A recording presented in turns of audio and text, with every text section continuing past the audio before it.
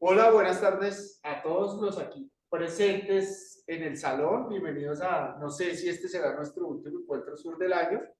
Bienvenidos a todas las personas que están conectadas al Zoom.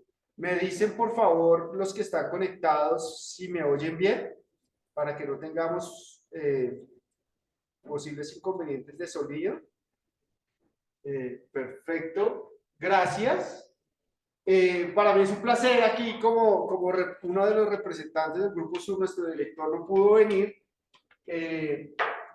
estar en este evento de divulgación de información y de cosas muy chéveres que se están haciendo en el mundo, en Latinoamérica principalmente. Y hoy tenemos tres invitados súper importantes y vamos a hablar de algo que está de moda, que es muy importante y que seguramente va a ser el futuro en estos temas de movilidad, que va a ser el uso de la tecnología, las aplicaciones para la movilidad, sobre todo en nuestras ciudades. Entonces, voy a ir, ¿cómo va a funcionar nuestro encuentro? Vamos a tener tres exponentes, cada uno va a hacer una presentación entre 20 y 25 minutos y vamos a dejar al final de la sesión las preguntas, ¿vale? Para que así podamos ir avanzando. Y como nuestro primer invitado, pues tenemos a Juan José Pucaterra. Juan, si quieres ven acá conmigo. Juan tiene un perfil muy largo, pero Juan es economista y abogado. Juan es el fundador de muchas startups, pero hoy nos va a hablar, bueno, aquí digo, es de la plataforma UrbanTech. Juan es invitado, por ejemplo, a Davos en todos esos años, o sea, este man es bien importante. Y hoy nos va a hablar de una empresa que tiene, que se llama La Guagua, y nos va a contar su experiencia de cómo está prestando servicios de movilidad, no solo en Colombia, porque ya está en Cartagena y Barranquilla, sino también en varias ciudades de Latinoamérica con unos desarrollos muy, muy interesantes que conversando con Juan, pues a uno se le ocurren un montón de ideas y empezamos a ver cómo podría este tipo de tecnología ser complemento o trabajar junto con los sistemas de transporte público de las ciudades, que como ya vamos a ver, pues, y como todos sabemos, nuestros sistemas de transporte público les falta mucho por mejorar. ¿Vale? Pero entonces no le quito más tiempo, Juan. Juan, bienvenido. Adelante. Sí, creo que aquí con este micrófono. ¿Verdad? Sí, suficiente con este micrófono. Tu presentación está acá. La voy. Bueno, ayúdame, Juan, ahí. Antes, lo que hay que revisar es que todo se también antes de que avancemos el voto. Ok. Listo, perfecto. Eso, pero hay que compartir pantalla para Sí, que la pero es que yo ya me cargo. Entonces, vamos a hacerla aquí grande. Es acá. ahí compartir. Bueno, ahí, ábrelo. Acá, compartir pantalla. Aquí está. Sí, ok. Su pantalla se está cargando. Perfecto, Juan. Que lo logramos. Lo logramos. Adelante, Juan, gracias. No hay charla de tecnología que no comience sin con tecnología. Bueno, no, qué gusto estar aquí con ustedes. Yo hoy lo que más quiero es que sea una conversación, por eso voy a tratar de pasar por esta historia de lo que es la Huawei y explicarles lo que nosotros, lo que es nuestra propuesta para cómo podemos mejorar o contribuir a mejorar la movilidad en las ciudades latinoamericanas. Y nada, y que a partir de ahí eso active muchas de las conversaciones y que seguro con las otras presentaciones va a haber muchos puntos en común que van a conectar todo lo que vamos a ver el día de hoy desde el punto de vista de cómo utilizar aplicaciones para transformar la movilidad. Yo particularmente, nosotros lo que creemos es que la data y la segmentación del mercado desde el punto de vista de entender el problema de movilidad en Latinoamérica y en el mundo emergente en líneas generales es súper importante. Nosotros y aquí comienzo por contarles un poco qué es lo que está detrás de la Huawei y por qué arrancamos este proyecto hace 2 años, es decir, hace tan solo 24 meses. Yo vengo trabajando desde el año 2010 en el desarrollo de ciudades inteligentes a partir de la data. Hemos construido plataformas para que los gobiernos optimicen el funcionamiento de los servicios urbanos en muchas ciudades de América Latina. Y en esa experiencia, en ese trabajo, en el año 2021 tomamos la decisión de arrancar un nuevo emprendimiento de alguna manera derivado de esta experiencia que se llama La Guagua y que tiene como objetivo transformar, mejorar la productividad en América Latina. ¿Por qué hablamos de mejorar la productividad cuando estamos tocando un tema que es movilidad, que pareciera siempre como enfocado desde el bien público y nosotros lo hemos querido orientar hacia cómo esto contribuye al desarrollo económico de nuestra ciudad. Y tiene que ver con que yo creo que todos podemos estar de acuerdo que Latinoamérica y en la mayoría del sur global, insisto, estamos hablando de una región y de nuestros países y ciudades que, bueno, que cuentan con empresas y gente súper trabajadora. Yo siempre que voy a charlas internacionales y se habla de la productividad de Latinoamérica, me da un poquito de dolor porque muchas veces se ve al latinoamericano como un trabajador poco productivo, pero cuando tú ves, la realidad es que hay una fuerza laboral importante que trabaja en compañías espectaculares, pero que bueno, que más bien la carencia de infraestructura y de acceso a servicios que elevan el nivel y la calidad de vida es parte de lo que limita esa productividad y no porque haya una diferencia, una brecha de talento sustancial o una brecha de actitudinal que nosotros no podamos cubrir. Entonces nosotros arrancamos la guagua con el objetivo de poderle transformar la vida especialmente a esa fuerza laboral latinoamericana y a las empresas que por la ausencia de una infraestructura de transporte público adecuada estaban viendo que su productividad estaba siendo afectada.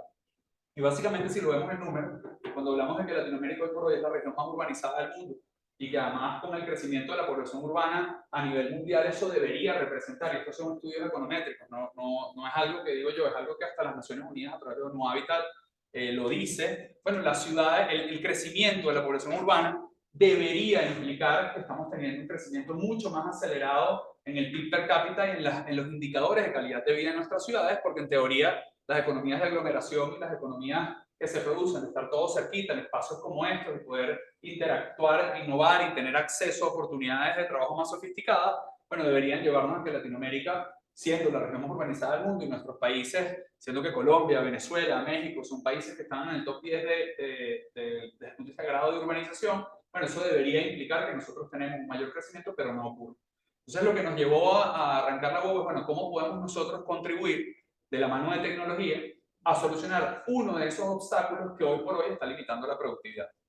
Y evidentemente, cuando nos vamos a los números, vemos que uno de esos grandes problemas es la movilidad, como decía antes, esa fuerza laboral intermedia, esa fuerza laboral que de alguna manera es lo que los americanos llamarían el blue collar o el white collar worker, que cuando tú ves la oferta que ellos tienen disponible, solo se pueden mover entre dos realidades absolutamente dicotómicas. O yo tengo que comprar un vehículo, y entonces por ende nuestras ciudades tienen que intentar crear políticas como pico y placa y todo lo que está asociado a cómo optimizo yo que tantos vehículos de carácter particular y de poca ocupación pues generan un problema de congestión y de ineficiencia en el entorno urbano.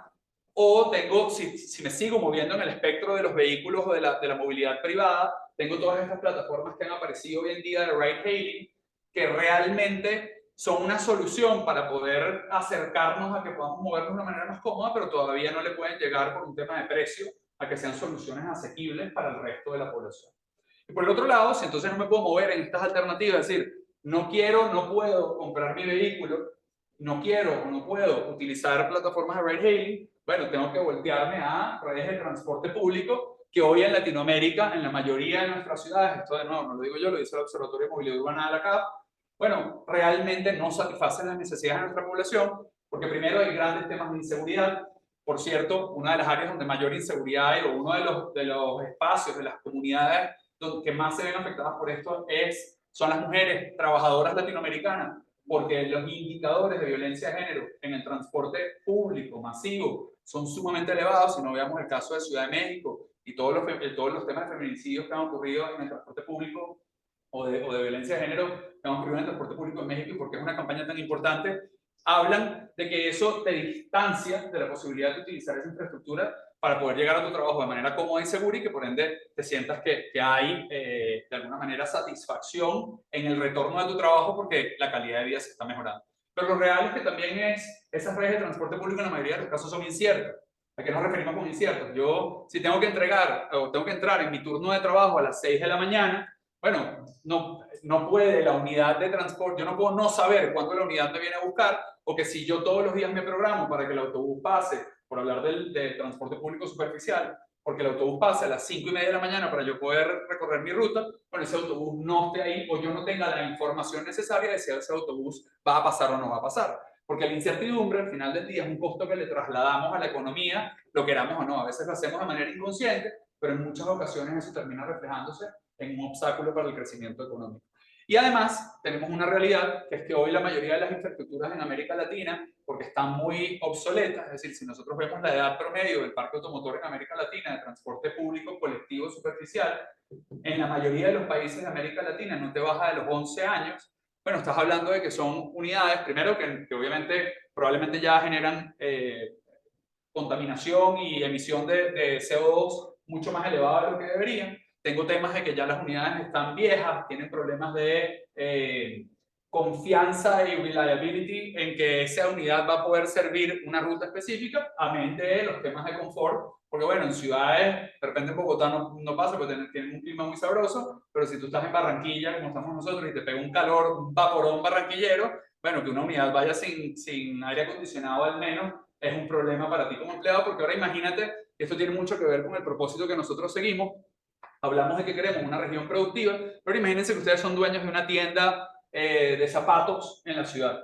Y yo le pido a mi colaborador que va a vender y tiene que recibir con una sonrisa en la cara que llegue a su sitio de trabajo y tiene que recibir a mis clientes. Bueno, ¿cómo yo espero que brinde un buen servicio y tenga calidad si acaba de tener que pasar 77 minutos en promedio para poderse montar en una unidad con la incertidumbre de no saber si le iba a poder tomar? Si es mujer, con mucho más probabilidad de que le haya ocurrido que si se montó algún pasado, le haya dicho algún mal comentario mientras estaba a bordo. Y con todo y eso, además, con poco confort, porque va a llegar sudada y que no va a poder ni siquiera atender como quisiera desde el momento en que salió de su casa para poder llegar a su trabajo, que debería ser un espacio de confianza y de seguridad y de creación y productividad. Bueno, yo le estoy pidiendo que sea productiva, pero no le estoy dando las condiciones para que lo sea. Y por eso es que nosotros, viendo ese problema, nos abocamos precisamente a cómo podríamos entender esos desafíos que cada uno de estos actores del ecosistema estaban viviendo.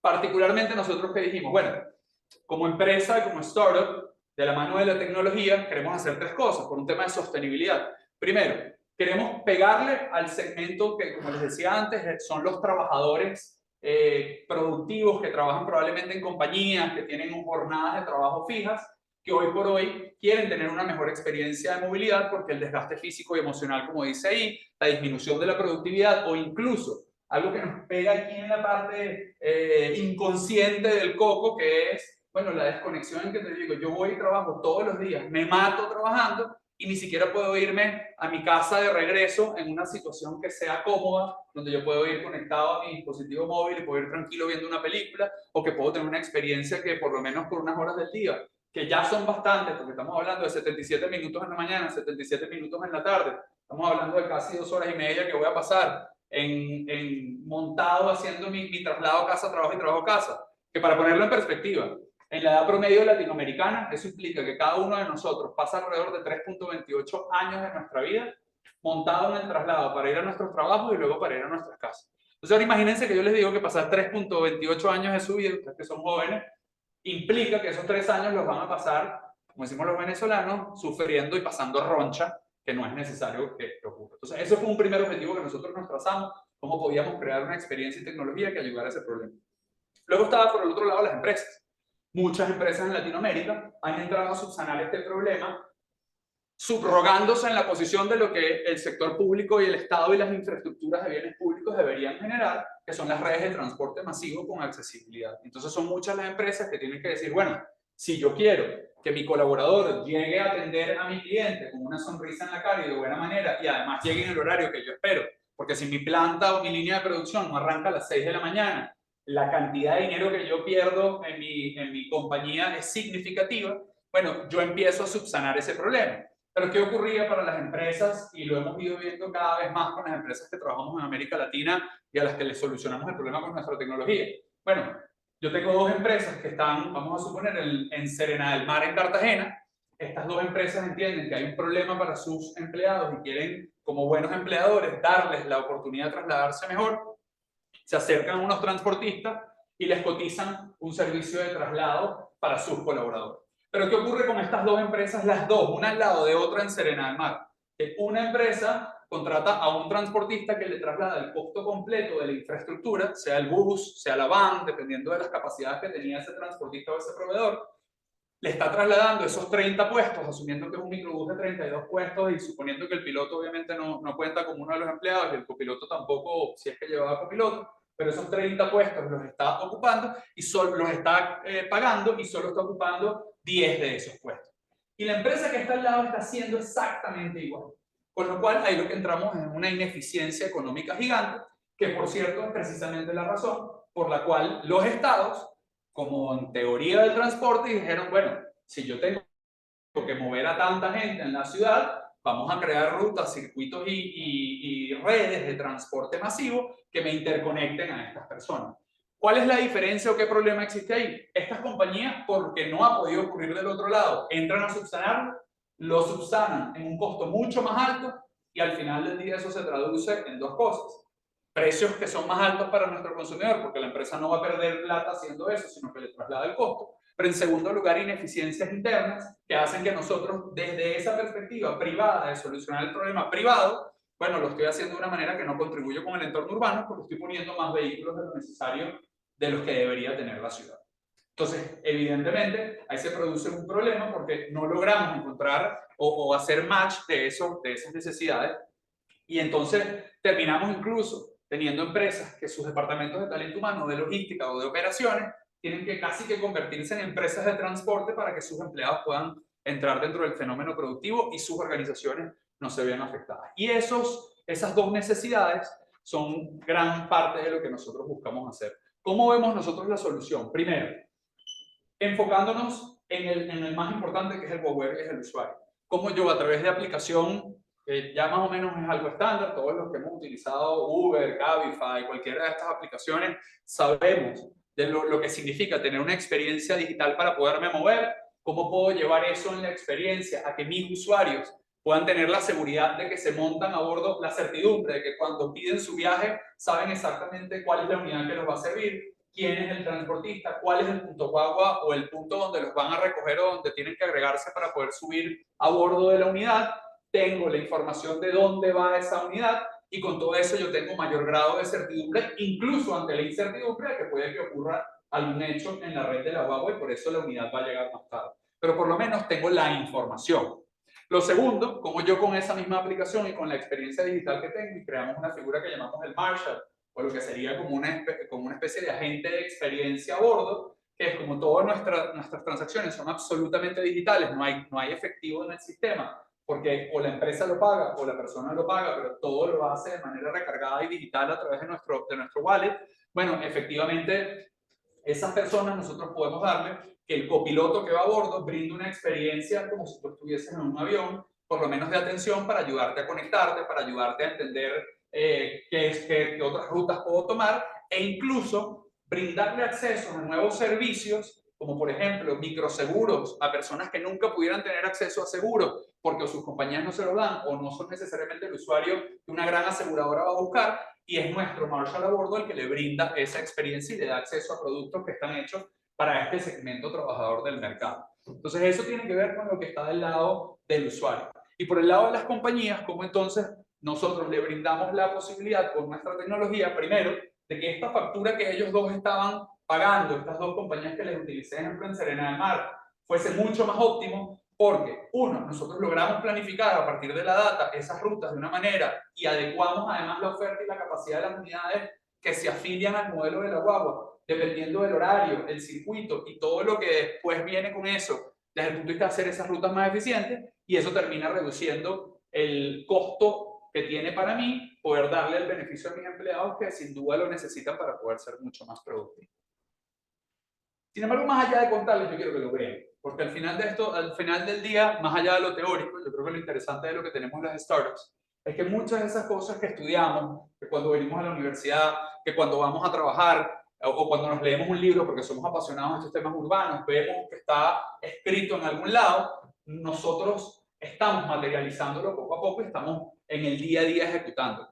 Como ven acá, esto es lo que les contaba, nuestra tecnología hoy tiene 4 grandes componentes. La parte que va hacia el usuario, hacia las empresas. Luego la parte que va hacia nuestros guagua partners, que es también una forma, y por eso dejé ese tercer actor que les comentaba que eran 3, por lo menos que son nuestras comunidades activas a las que atendemos, que son la empresa, el trabajador, y lo había dejado de tercero a propósito, al guagua partner, que es el transportista, que hoy por hoy en nuestras ciudades tiene un gran problema.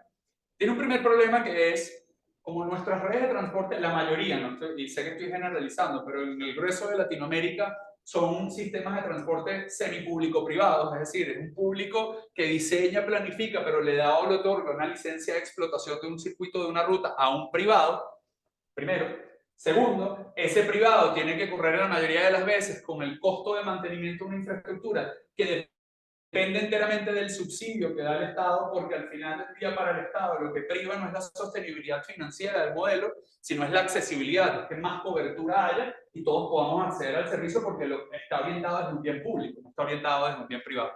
Y lo tercero es que ese transportista, yo digo que, y lo digo con nuestro juego partner siempre, es como el patito feo de la ecuación. Es el que lleva palo todo el tiempo. Si el servicio es malo, los transportistas son, bueno, las palabras que utilizamos en Latinoamérica siempre. Si políticamente, además, es un tema muy sensible. Y tercero, como además el modelo no está diseñado para generar sostenibilidad, cualquier problema que yo tengo de atención al usuario, de mi experiencia, de insatisfacción con el confort de la unidad, yo asocio que es el transportista el que es el problema. Es decir, asocio que es ese actor que hoy por hoy está como en dos aguas moviéndose, que nosotros lo que buscamos hacer es cómo le brindamos herramientas y un modelo operativo que no solo lo dignifica a él en el trabajo, sino que adicionalmente le permite convertirse realmente en un empresario del transporte sin necesidad de tener que ser una de las grandes empresas de transporte como pueden existir aquí en Colombia, sino que a veces tienen estos transportistas, vamos a decir, más pequeños en términos de dimensión o de tamaño, lo digo desde el punto de vista del tamaño de su flota, que no pueden ni tienen manera de generar un modelo de sostenibilidad suficiente para poderlo lograr, y ahí es donde entra toda nuestra tecnología que va hacia el Guagua Partner para poderlo modernizar y poder traer a que sea un empresario, a que de ser un transportista puede muy fácilmente convertirse en un empresario del transporte y formalizarse. Obviamente hay un corazón que está en todo esto, que tiene que ver con el tópico de hoy, que es el uso de la data para que esto funcione.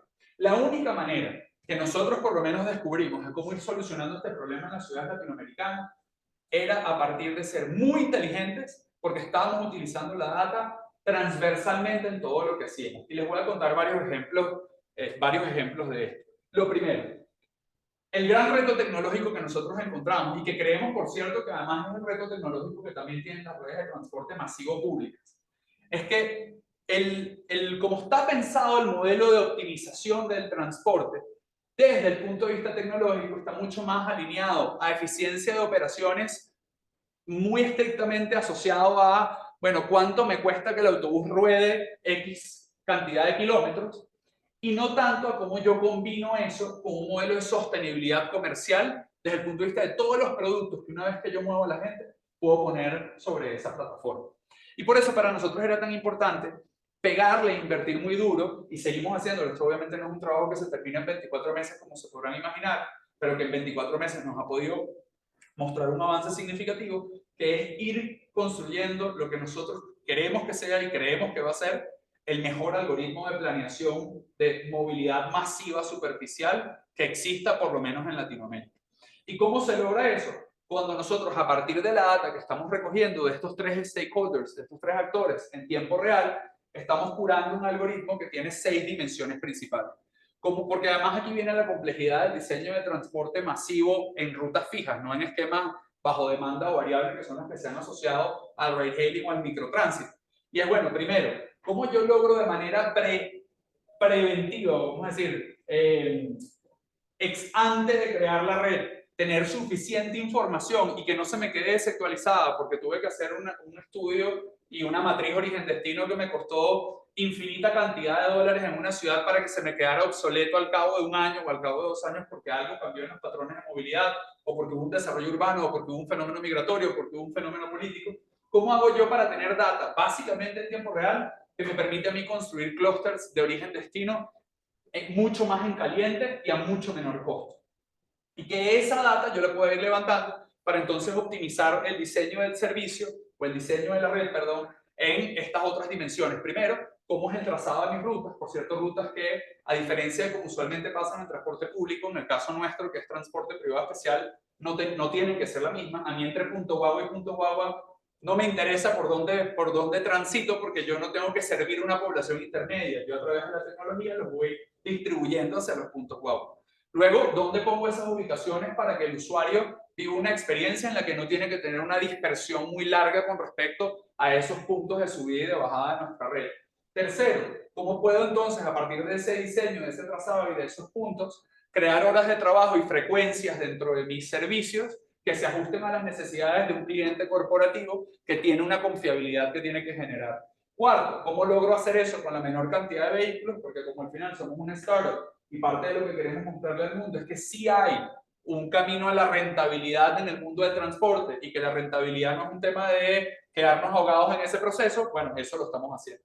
Y por último, ¿cómo yo logro asignar el vehículo correcto en la frecuencia correcta, en el tiempo correcto, para que eso pase? Y yo les decía que lo que quería con esto era mostrarles brevemente, cómo esto se ve desde el punto de vista gráfico a nivel tecnológico.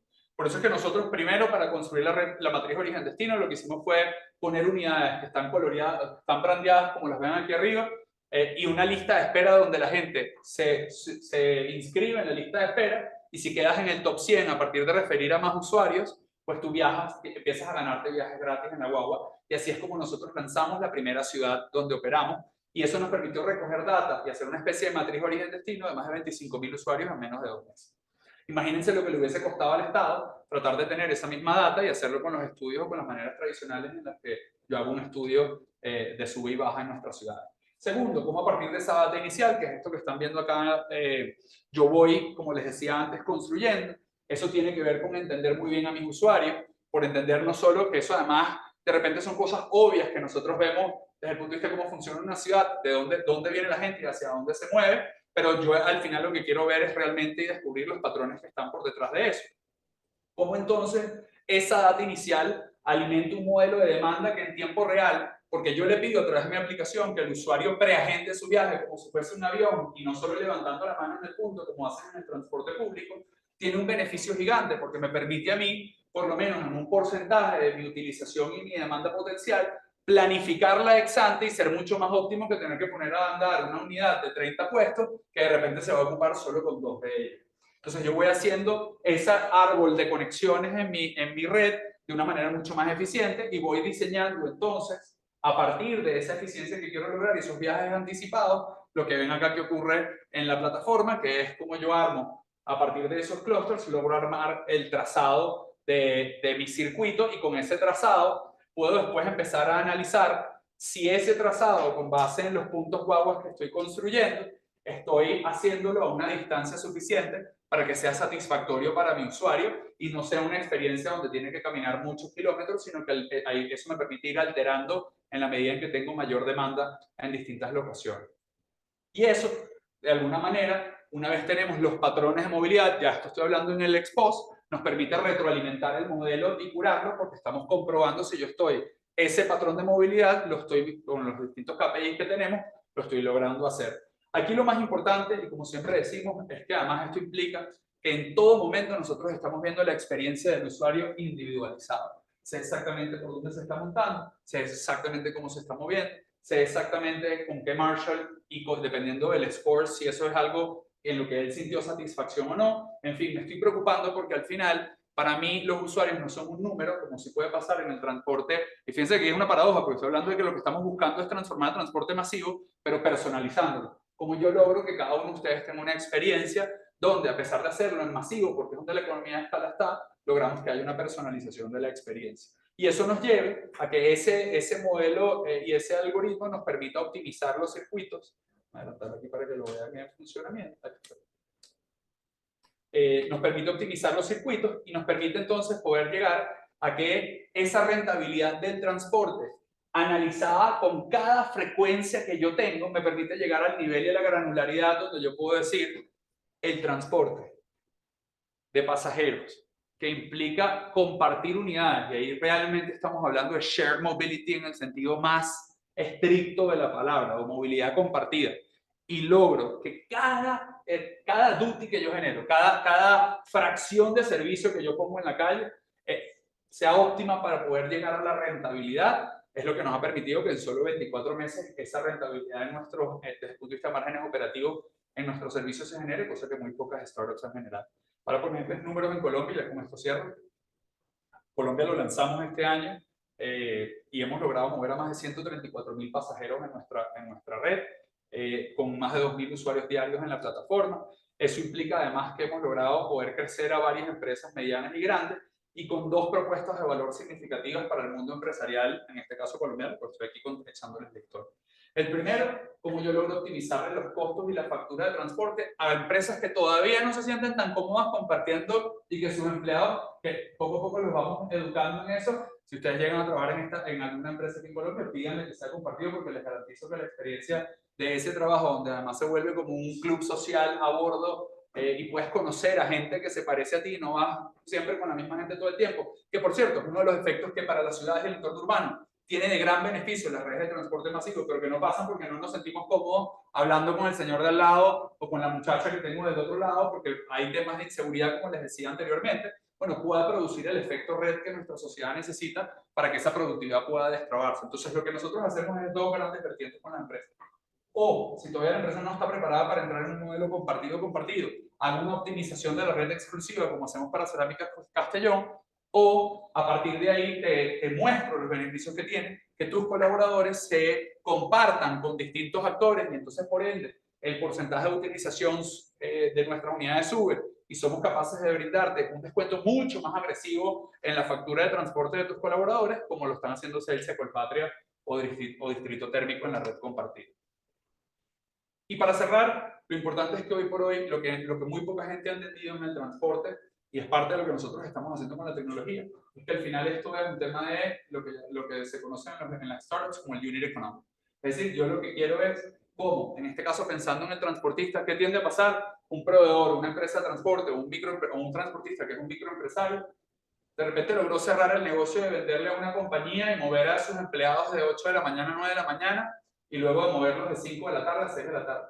Y el resto del día, un activo que cuesta plata, que cuesta mantenerlo, que le costó comprarlo y que financieramente seguro todavía lo está pagando, lo tiene subutilizado. Bueno, nosotros lo que hacemos es construir servicios adicionales que van reutilizando ese activo a lo largo del día, a mitad de mañana haciendo lo que llamamos guagua shopping, que es para que los retailers y los centros comerciales paguen por rutas para que su gente se mueva gratis. Cuando digo su gente me refiero a su consumidor, y por ende incentivar el consumo y el crecimiento económico y el desarrollo del comercio en las ciudades donde trabajamos.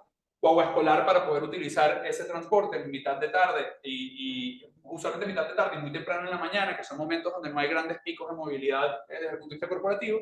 Y por último, Guagua Life o Rental, que es como creo estas experiencias más de entretenimiento que están en los momentos que nosotros llamamos off duty, o cuando tú no estás trabajando, para que el colaborador diga, oye, esto no solo me sirve para moverme a mi trabajo y ser productivo, sino también para vivir una experiencia de entretenimiento. Obviamente esto lo hemos podido hacer porque tenemos un equipo maravilloso como Fermín y Alexandra, que aquí me acompañan, y lo que los invitamos a todos es a que estas cosas que seguramente muchos de ustedes han visto desde una perspectiva teórica, se atrevan con nosotros, por su cuenta, y aquí estaremos para apoyarlos, sea cual sea la decisión que ustedes tomen, para poderlo llevar, implementar y materializar, y que realmente podamos lograr que el transporte masivo sea un habilitador del crecimiento económico en nuestras ciudades. Gracias.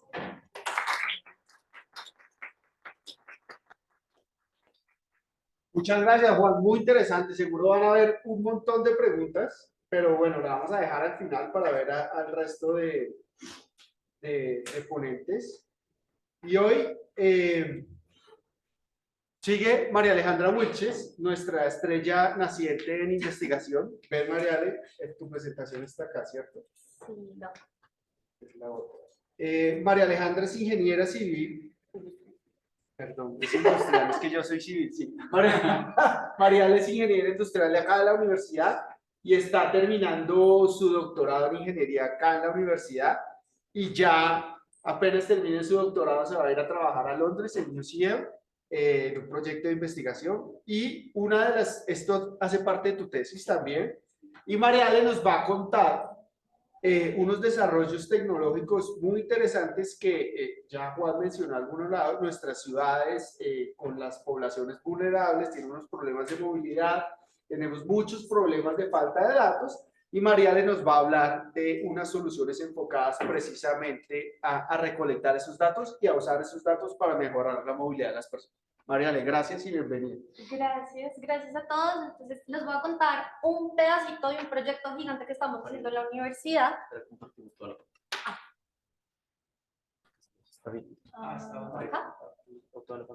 Acá.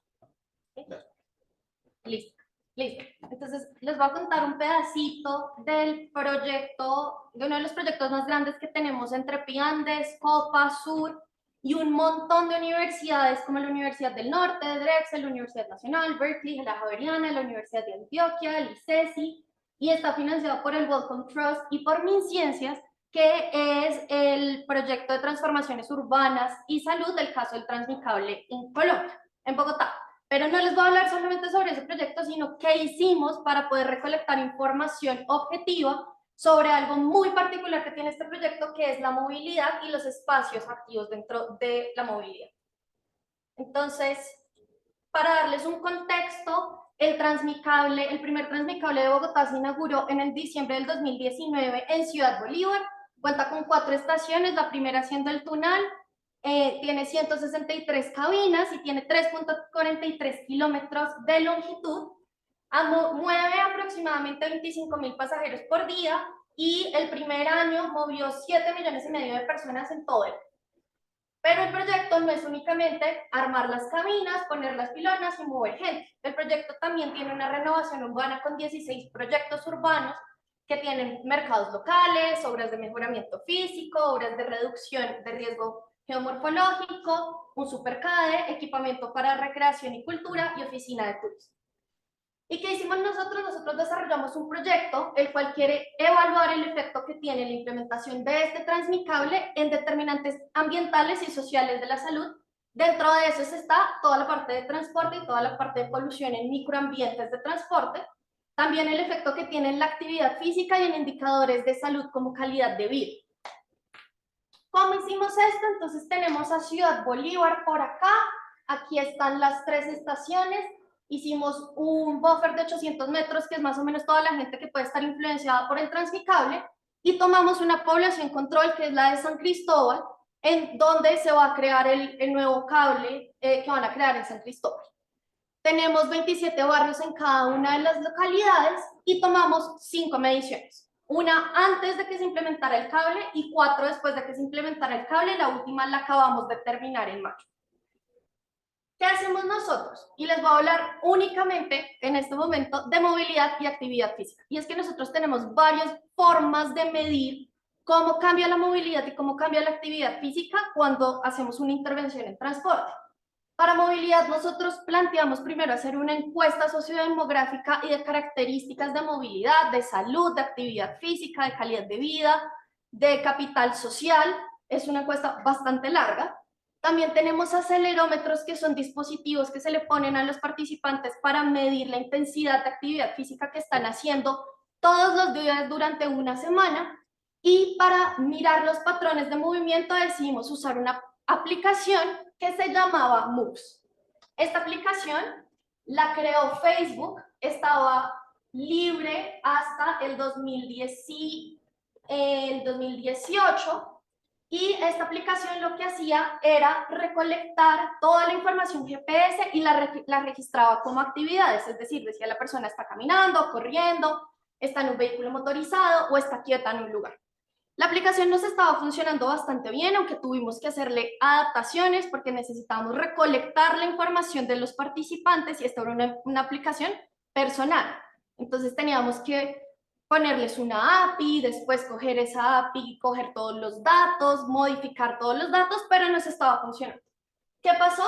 En el 2018, Facebook decidió retirar la aplicación y nos quedamos sin información geoespacial o geoposicionada de toda la información de movilidad que queríamos sacar. Entonces, pues, nos surgió la grande pregunta de, ¿y ahora qué hacemos?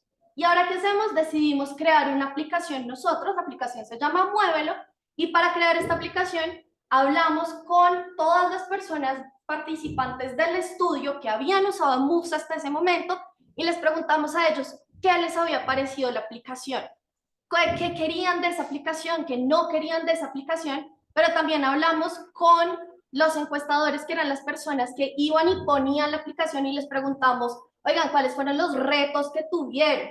También hablamos con los analistas y les dijimos, bueno, de los datos que tienen y de los datos que recolectaba Moves, ¿qué datos adicionales quieren? ¿Qué datos les servían? ¿Qué datos no les servían? ¿Y qué datos adicionales quieren? y salieron estos tres requisitos por parte de los usuarios. Lo primero es que la aplicación tenía que ser de bajo consumo. Y esto es porque la mayoría de los celulares en zonas vulnerables en Latinoamérica son de gama baja o media baja. Y las aplicaciones que tienen GPS se consumen la batería en 2 horas. Lo que hicimos entonces fue hacer una aplicación que tiene búsqueda adaptativa de GPS, es decir, no está buscando en dónde está el celular cada 2 segundos, sino la búsqueda se va ampliando si va detectando que el celular está en el mismo lugar. Esto hace que se reduzca en cantidades enormes el gasto de batería de los celulares. Lo segundo era que tenía que ser una aplicación muy liviana. ¿Por qué? Porque los celulares gama baja o media baja tienen muy poco espacio. Para esto, entonces, desarrollamos la aplicación en lenguaje nativo. Es una aplicación que se puede modificar muy fácilmente, pero también es una aplicación súper liviana. Por último, que la aplicación se pudiera usar en diferentes dispositivos Android gama baja. La aplicación la diseñamos únicamente para dispositivos Android, porque dentro de nuestra muestra no había ningún otro tipo de celulares como dispositivos iOS o Windows. Entonces lo que hicimos fue crear una versión básica que está conectada a los servicios de proveedor de Google. Es decir, lo único que necesitamos es que el celular se pueda conectar a los servicios de proveedor de Google. Por otro lado, entonces, tenemos también requerimientos de uso. Lo primero es que la pantalla principal sea atractiva, pero no cambie los comportamientos de uso. ¿A qué me refiero a que no cambien los comportamientos de uso? Nuestra aplicación no le puede decir, vas bien, has caminado mucho, o hoy no has caminado tanto, porque lo que queremos es ver cómo se comportan las personas en su vida cotidiana. Para eso hicimos un diseño con un grupo multidisciplinario en donde escogimos colores, escogimos temáticas que pudieran incentivar el uso de la aplicación sin que este genere un cambio en el comportamiento de las personas. También entonces nos pedían que la recolección de datos fuera en segundo plano, es decir, que la aplicación no tuviera que estar prendida todo el tiempo y que no se gastaran los datos de la aplicación. Y esto es fundamental para todas las aplicaciones y para cuando uno va a hacer campo, lo primero que le dicen a uno es, usted me va a gastar mis datos porque yo no tengo datos. O esto me va a afectar en algún momento, usted me va a estar siguiendo. Y lo que nosotros hicimos fue que la aplicación guarda toda la información en segundo plano y lo que hace es que únicamente cuando el celular está conectado a Wi-Fi, carga toda la aplicación, carga toda la información, perdón, a nuestros repositorios, la borra del celular y así libera espacio. ¿Cómo hacemos para que esto funcione? La aplicación genera recordatorios una vez al día, diciéndole a la persona, por favor, acuérdate de conectarte a una red Wi-Fi por lo menos una vez al día. Por último, entonces, lo más importante que nos dijeron nuestros analistas era necesitamos el reconocimiento de actividades.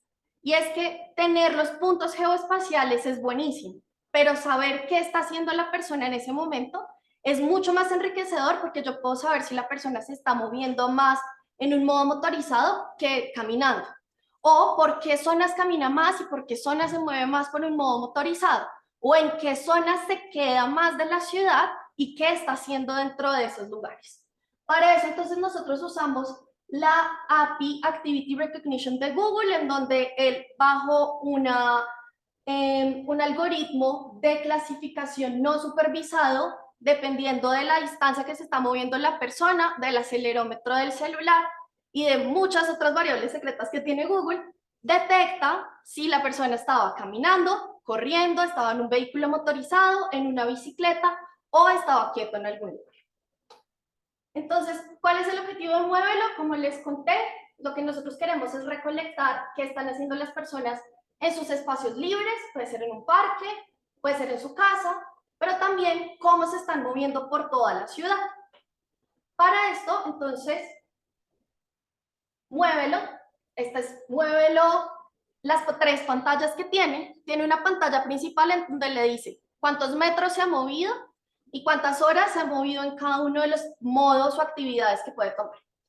También le dice cuántos pasos aproximadamente ha dado y el porcentaje de tiempo que ha estado en cada uno de los modos. Y algo que nos pidieron nuestros usuarios fue que ellos querían saber qué había pasado con ellos en los últimos 5 días. Entonces les creamos un registro en donde dice, en los últimos 5 días usted ha estado 21 horas quieto, 21 minutos caminando y 1 hora en carro. Y esto ha sido muy bueno porque ellos pueden ver la utilidad que tiene la aplicación, pero no está cambiando sus patrones de movimiento. Ahora, ¿cómo se recolecta esta información y qué está por detrás de toda esta aplicación? Entonces, lo que vemos aquí en este mapa son todos los puntos georreferenciados de una persona. Esto no es todo el día, es un pedacito del día, y estos puntos por detrás se ven así. Me da una secuencia de números que es la fecha y la hora exacta al segundo de cada uno de los puntos. Me dice, yo creo que esto es una caminata con el 90% de confidencialidad, y me da la locación específica, la latitud y la longitud. ¿Qué hacemos nosotros después? Entonces, como ya les había contado, esto se puede determinar que es caminando, corriendo, montando bicicleta, moverse en un vehículo motorizado o estar en un punto fijo. Y lo que nosotros queremos es hacer estimación de viajes, es decir, saber cómo se están moviendo, cuánto se demoran, por dónde se mueven, qué tanto se mueven, cuántos cambios de modo tienen. Queremos saber absolutamente todo sobre el transporte, pero también queremos saber en qué lugares están haciendo actividad física. Y es que es súper importante saberlo porque para los tomadores de decisión es importante saber si yo pongo un programa en un parque o si pongo el programa más bien en el centro comunal del barrio. Si lo pongo cerca de las casas o si lo pongo en el parque zonal, que queda más lejos, pero lo usan más. ¿Y cómo sabemos si lo usan más? Pues necesitamos saber en dónde están haciendo actividad física las personas. ¿Qué hacemos nosotros? Primero, limpiamos los datos. Como saben, los GPS no son perfectos y en Bogotá a veces se pierden y terminan en la mitad del océano. Entonces, lo primero que hacemos es limpiar todos esos datos atípicos. Luego creamos diarios de actividades, y es que cogemos todos los puntos que están seguidos, que están en un lugar fijo, y decimos, listo, esta persona estuvo en un lugar fijo de 10 de la mañana a 11 de la mañana. Y así lo hacemos para todas las actividades. Y lo que estamos creando aquí es un recorrido. ¿Cómo sabemos que es un recorrido? Creamos unos algoritmos que nos permiten definir cuando una persona está moviéndose, para o camina y sigue moviéndose, hasta qué punto se acaba un viaje y hasta qué punto era un viaje más largo. Aquí entonces nosotros podemos detectar número de viajes por día, distancia promedio de los viajes, tiempo promedio de los viajes, corredores principales que se usan en la ciudad y uso de modos activos.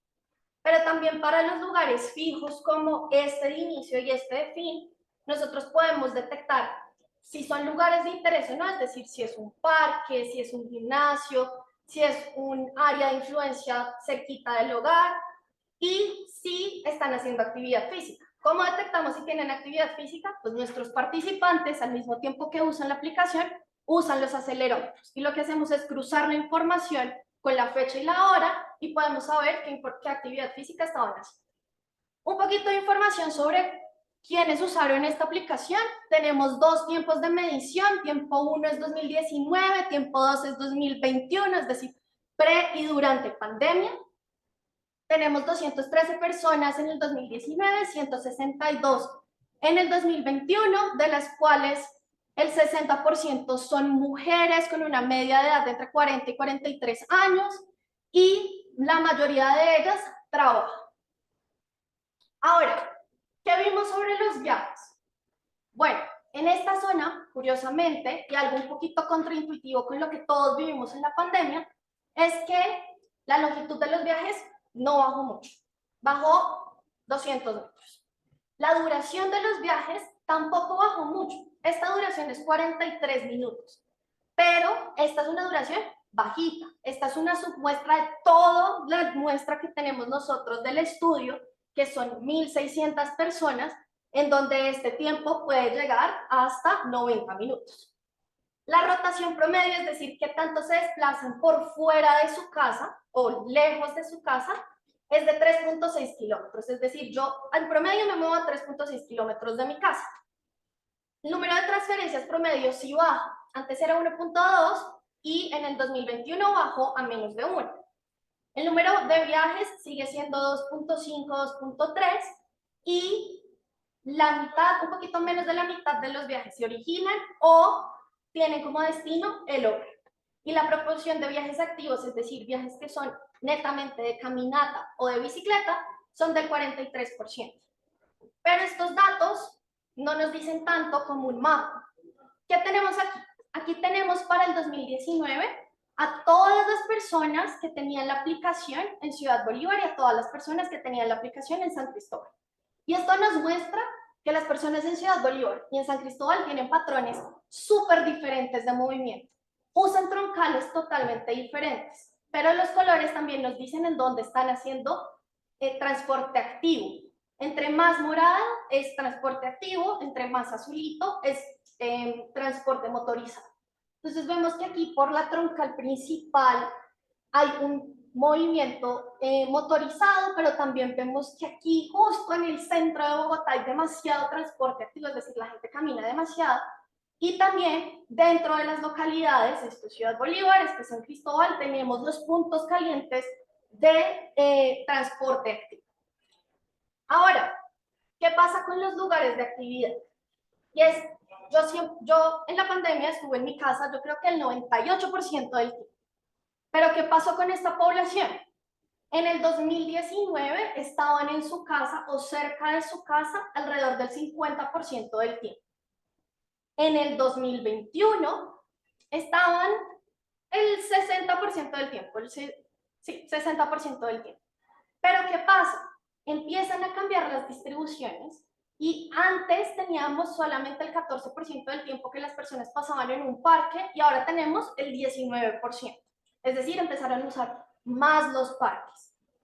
Dejaron de usar un poquito el transporte activo y las transferencias se redujeron. Cuando cruzamos esto con la actividad física, nos muestra que las personas hacen actividad física en su casa. El 38% del tiempo que están en la casa están haciendo actividad física. También hacen actividad física cerquita al hogar. Y esto nos dice que esta es una zona súper privilegiada para hacer intervenciones en actividad física, ¿cierto? Si yo quiero promover la actividad física en tiempo libre, la tengo que hacer cerca de las casas de las personas dentro de nuestra población de Ciudad Bolívar y San Cristóbal. También, ¿qué nos dice? Que en los parques antes se hacía únicamente 40% de actividad física y en el 2021 60%. Y por último, lo que nosotros pudimos ver es que también podíamos mapear esa actividad física en la ciudad por las zonas de análisis de tránsito. Entonces aquí tenemos, entre más morado nuevamente es más actividad física, entre más amarillito es menos actividad física, y lo que vemos es que nuevamente las localidades en donde viven, muchísima actividad física, ¿cierto? Antes estaba más distribuida por toda la ciudad, lo que nos dice que las personas hacían más actividad física puede que sea en transporte.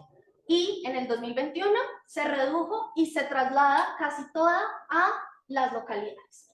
Y por último, lo que les decía, ¿qué parques se usan? Pues curiosamente en Ciudad Bolívar se usa el Parque Zonal del Tunal.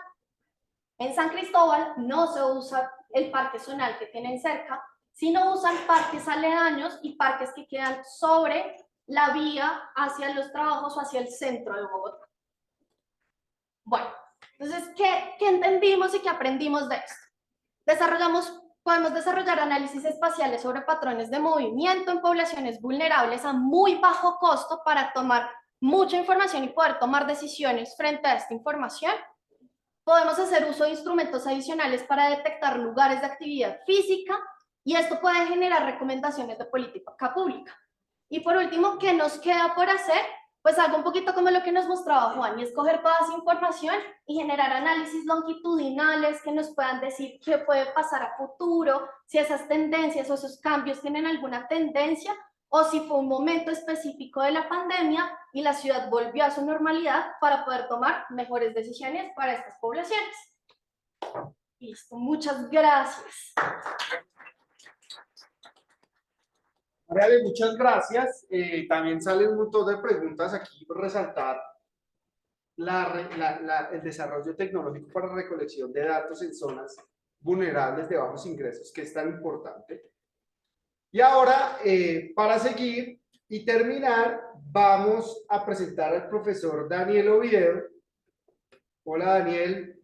Daniel está remoto, Daniel está en Singapur, Daniel es profesor asociado de University College of London y Daniel nos va a contar un trabajo también muy interesante que se hizo junto al Banco Interamericano de Desarrollo acerca de cómo funcionan las aplicaciones ya más tradicionales tipo Uber, Didi, Cabify en Latinoamérica. Entonces, Daniel, bienvenido, tiene el micrófono cerrado. Hola Adelante. Luis, ¿me escuchan? Sí, señor, comparta su pantalla, por favor. Listo. Gracias por la invitación y por darme una oportunidad para aprovechar el deadline de forma productiva. Em, la verdad es que voy a conectarme un poquito más con lo que hablamos hace poco, lo que escuchábamos sobre la guagua. Justamente porque el trabajo que les quiero compartir em, es el resultado de una revisión regional del tema de transporte colectivo por aplicación o microtránsito, como lo quisiéramos llamar, en la región. Em, pero más que enfrentarme a los datos directamente al tema de tecnología, que por supuesto va muy de fondo de todo lo que les voy a mostrar, creo que hay un reto importante y es que conforme empezamos a incorporar tecnología en las operaciones de transporte colectivo, particularmente, empiezan a surgir una serie de retos, ¿no? En términos de la gobernanza, en términos de la regulación, y obviamente, y es algo que hemos venido trabajando en diferentes espacios y muy cercano con el Grupo Sur, eh, el tema de sostenibilidad ambiental e inclusividad social. Este es un trabajo que realizamos, como decía Luis, financiados por el BID en alianza directa con el banco, pero también con un grupo que es muy interesante y con el que vamos a seguir trabajando en otro proyecto que tenemos en este momento con la Universidad de Columbia y en el que estamos trabajando con Luis y con el Grupo Sur, que es la Red para el Transporte Popular. Y es un poquito un grupo muy interesante que intenta ver de forma diferente el llamado transporte informal, las cosas que están operando en estas franjas grises, regulatorias y de política pública. Entonces, una de las directoras de la red, que es Andrea Sangil, hizo parte de este estudio. Em, y si les parece interesante, y como estamos hablando en el contexto de tecnología, los invito a leer la publicación completa. Es una nota técnica que fue publicada hace algunos meses por el banco. Les dejo aquí el link y el QR code en caso de que quieran, para los que están online, tomar una captura de pantalla, o los que están en persona que puedan escanear el código. Em, entonces, ¿cuál era? Primero, entender un poco, ya lo leímos un poco en la primera presentación, pero de alguna forma esta idea de microtránsito pues tiene muchos nombres, ¿no? Entonces cuando uno mira la literatura empieza a ver que hay diferente terminología, algunos le llaman van pooling, otros le llaman transporte colectivo por demanda. Eh, Esto es un sistema que responde a la demanda, que se entrega a diferencia de los servicios de ride-hailing como Uber, como Didi, a través de vehículos un poco más grandes, y yo creo que no hace falta que repita todo lo que ya se dijo sobre cómo utilizan las tecnologías móviles, GPS, etcétera, pero digamos que integra a través del instrumento del smartphone, que ha permitido muchas innovaciones, flexibilizar un poco los esquemas operativos de transporte colectivo para diferentes grupos de demanda. Y algo muy interesante que empezábamos a encontrar es que microtránsito se sienta un poquito en la mitad de las necesidades que tenemos cubiertas por el sistema tradicional de transporte público y por los sistemas de, digamos, tipo taxi, que llevan ya un tiempo respondiendo a un segmento específico de la población. Y lo que dice la literatura es que este tipo de servicios responde a lo que se llaman desiertos de transporte público, zonas donde por diferentes razones la oferta no es suficiente, y hay un grupo que está excluido literalmente del servicio de transporte público, eh, y que también permite pagar una tarifa que es premium, con respecto al transporte público tradicional, pero quizás no tan costosa como pedir un Uber o un taxi, especialmente con los cambios recientes o con ciertas prácticas que se van consolidando. Yo hace algunos días estaba en Bogotá y me sorprendía el hecho que hablando con la gente, una de las sugerencias cuando uno pide un Uber es pida confort, y confort ya son 10.000 pesos más porque si pides un Uber tradicional, de pronto no llega tan rápido. Entonces, ese tipo de premiums, ya sean formales o informales, ya sean impuestos por la aplicación o que surgen de este tipo de prácticas, pues alejan un poquito a cierto grupo de ingresos de los servicios por demanda. Y microtránsito puede entrar en ese espacio de forma cómoda, dependiendo cuáles son las condiciones de cobertura, etc. Ya tenemos varias experiencias. Está, por supuesto, la guagua, de la cual escuchamos mucho, pero esto lleva un tiempo siendo explorado en la región. Hay diferentes ejemplos en varias ciudades del mundo, pero en Latinoamérica, digamos que algunos ejemplos notables son Urban y Yeti en México, y pues Vía, que ha trabajado en Brasil y en otras partes de la región. Eh, y proveen una respuesta alternativa a ciertas falencias del transporte colectivo tradicional. Digamos, en el caso de Yeti, que es una startup mexicana, eh, ese era su punto único de venta, ¿no? Que veía un declive en el transporte colectivo tradicional, en los peceros, y trataba de ofrecer un espacio intermedio para aquellas personas que quizás no querían utilizar su vehículo, pero tampoco estaban tan llevados hacia el sistema por demanda como Uber y, digamos, el transporte más individual. Entonces, ofrecen cobertura, calidad. Yo creo que lo vimos muy claro en la primera presentación. Algo muy importante en nuestra región que diferencia muchísimo cualquier tipo de innovación con respecto al transporte, se ha visto en varios estudios de ride hailing, es que el tema de seguridad, tanto, no tanto vial, de hecho de crimen y la violencia de género, empujan muchísimo a aquellos que tienen la capacidad de pago hacia los sistemas por demanda. Y poco a poco, como estamos entrando en las agendas de decarbonización, se han vuelto un instrumento interesante para evadir la dependencia del vehículo privado.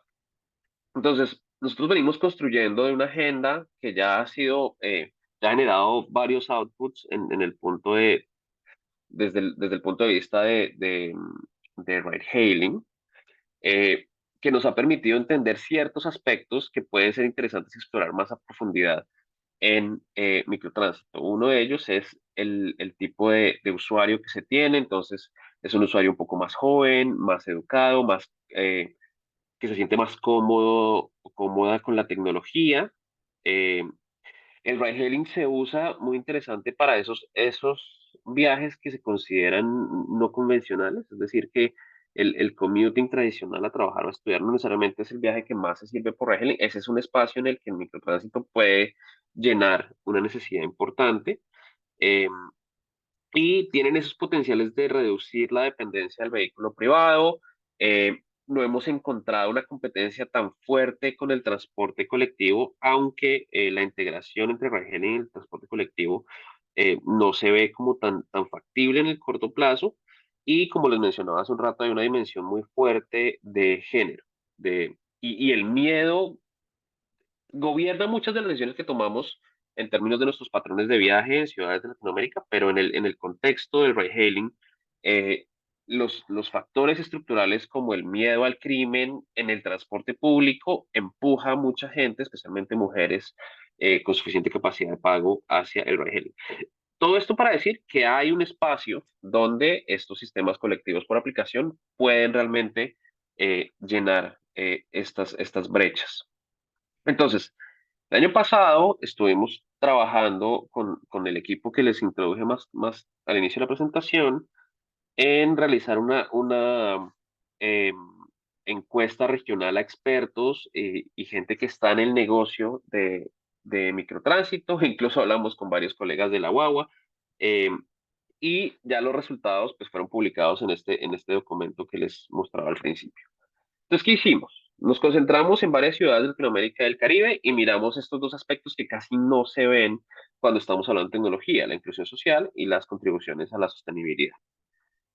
Hicimos una revisión de literatura bastante profunda, aunque hay que reconocer que todavía está muy naciente en nuestro estado del conocimiento, especialmente en Latinoamérica, con respecto a este tipo de sistemas.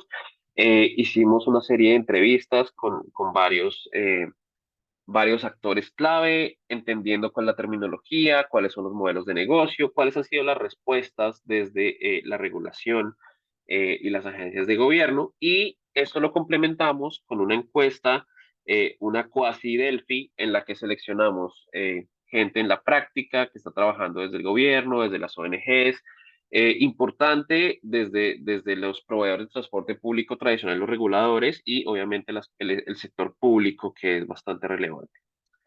Entonces, lo primero es que cuando hablamos de microtránsito en su más amplio entendimiento, lo cierto es que estamos avanzando bastante rápido en la región. Como pueden ver, hay bastantes casos en diferentes ciudades.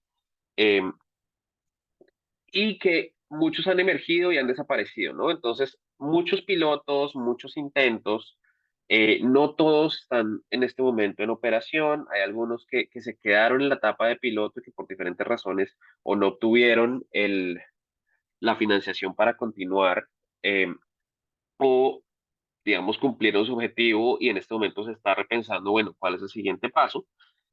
Muchos de los casos que encontramos en la literatura de Latinoamérica tienen este modelo de business a consumidor, eh, donde donde las compañías de transporte por aplicación ofrecen los servicios directamente a los usuarios, pero muchas de las cosas que han venido surgiendo recientemente, o muchas de las iniciativas han sido negocio a negocio, ¿no? Entonces, el transporte especial, como lo entendemos en Colombia, ha empezado a adoptar la tecnología para transporte de estudiantes, para transporte turístico, y algo muy importante que ha surgido y que entendemos de las experiencias que se han dado es que las alianzas, especialmente con el sector público, son muy importantes. Entonces, un resultado que vale la pena resaltar en este punto de la presentación es que donde ha funcionado microtránsito, la aproximación de las empresas ha sido diferente a la que tuvo un poco Uber y algunos de los que en este momento están compitiendo en el área de ride-hailing, que fue, vamos a hacer la disrupción y después vemos cómo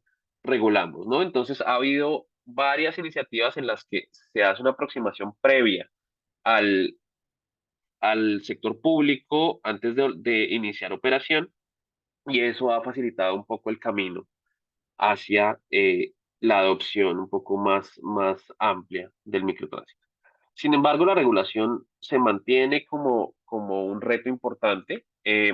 Lo que nos dicen nuestras entrevistas y nuestra encuesta es que en general hay una falta de conocimiento, unos vacíos de conocimiento acerca de las nuevas tecnologías y los modelos de negocio. Entonces, si uno le pregunta a las personas, en muchos casos en el sector público, no saben de qué estamos hablando, no importa cuál sea la terminología que utilicen. Eh, y lo cierto es que nuestro marco regulatorio está obsoleto, ¿no? Se ha visto con los sistemas de ride-hailing que la innovación viene a un paso muchísimo más rápido que el que tienen los procesos legislativos, y eso ha sido un problema considerable en muchos lugares de la región, en muchos países, eh, y en muchos casos hay resistencia política a la innovación, ¿no?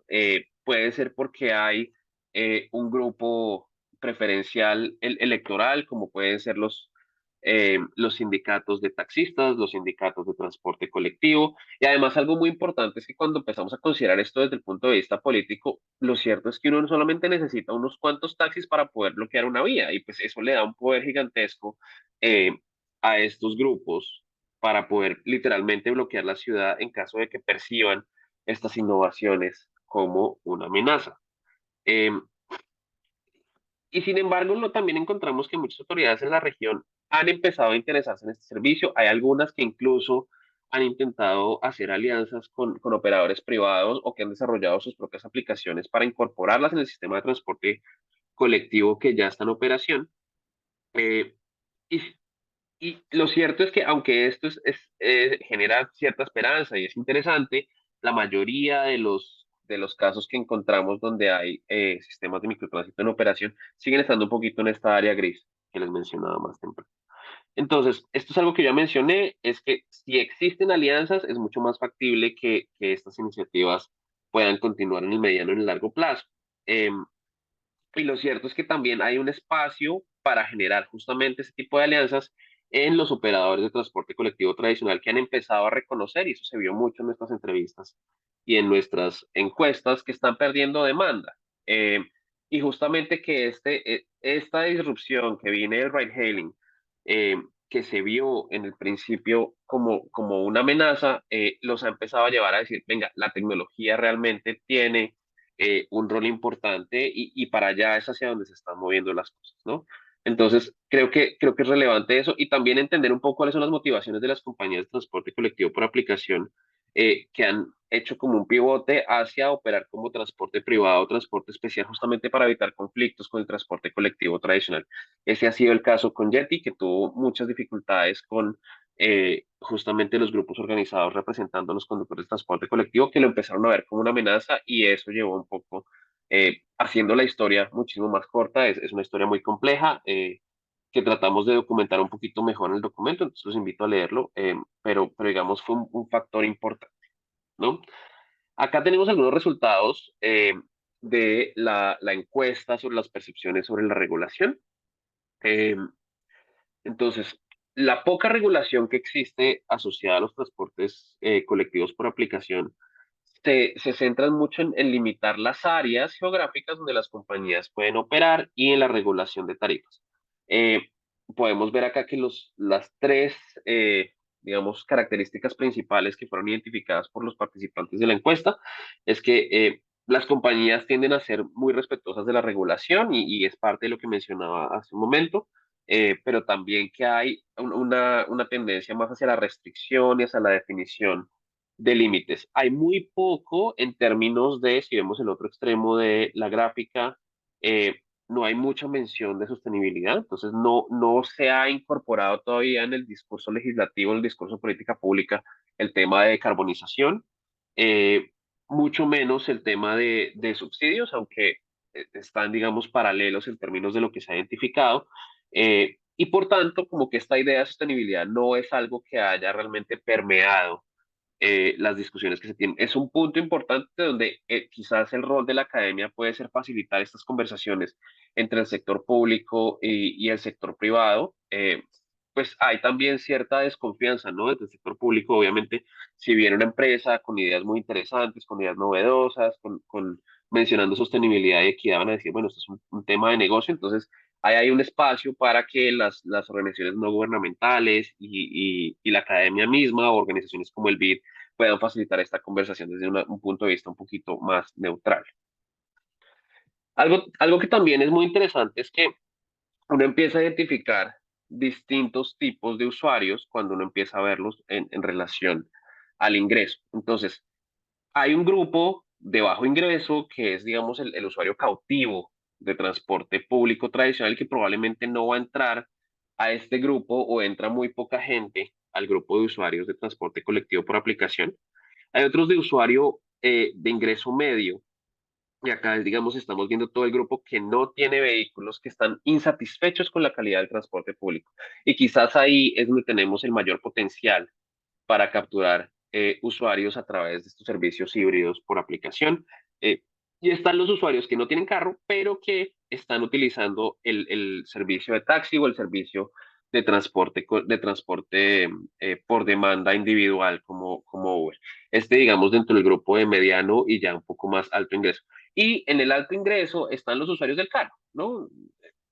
Y dentro de esos usuarios del carro, pues habrá un grupo que empieza a reducir un poco más, que está siendo capturado por el microtránsito. Entonces, poco lo que venimos encontrando del análisis que hemos estado haciendo es que eh, desde todos los ángulos donde podemos conversar con actores sobre este tema, en este espacio es los usuarios que no tienen vehículo o que no usan frecuentemente su vehículo y que están insatisfechos con el transporte público, pero tienen la capacidad de pago para buscar un servicio un poco de mejor calidad, y los que están usando el transporte, tanto taxi tradicional como el transporte por demanda, como Uber. Entonces, también le preguntamos a los actores con los que hablamos cuál es el potencial de estos servicios de microtránsito.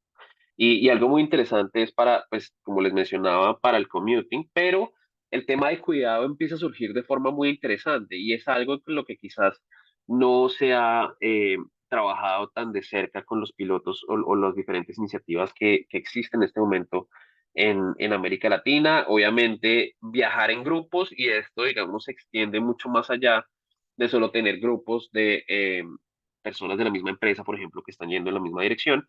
em, Sino también tener la flexibilidad, por ejemplo, para que si uno está haciendo el viaje de dejar los niños en el colegio, que se pueda incorporar una ruta flexible para que le sirva a la familia. El tema de entretenimiento también empieza a surgir de forma interesante.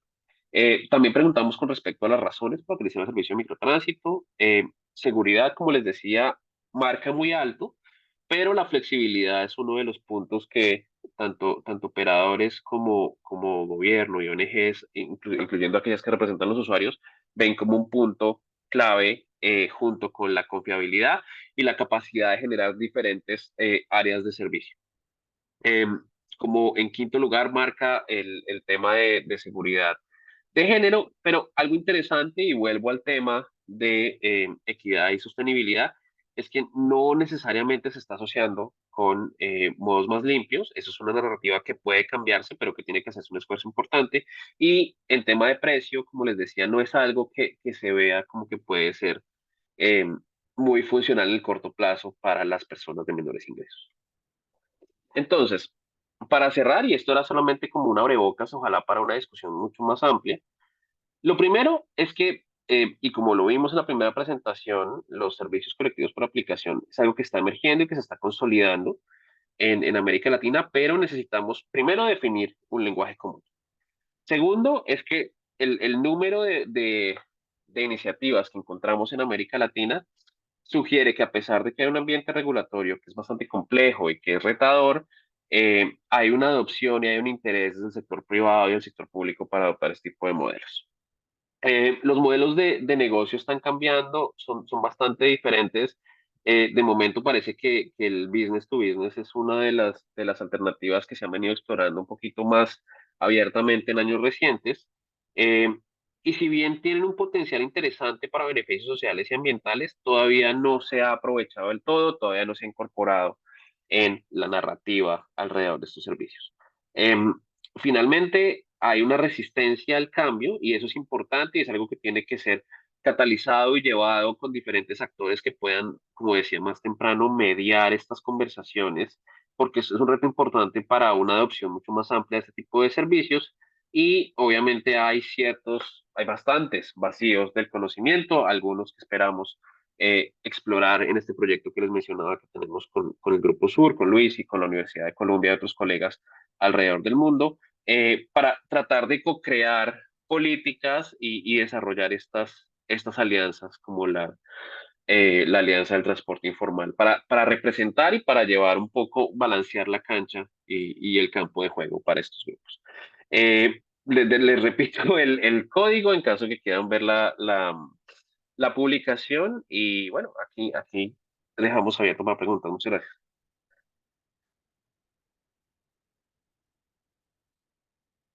Gracias, Daniel. Muy interesante. Les cuento, pues por si no lo sabían, que el video de esta presentación y las presentaciones de cada uno de nuestros expositores van a quedar en la página web del grupo que próximamente, seguramente mañana, ¿cierto, Juan? Se las estaremos compartiendo. Vamos a tener ahora una sesión de preguntas, pero nuestro video va a quedar hasta acá, entonces voy a parar en este momento de grabar para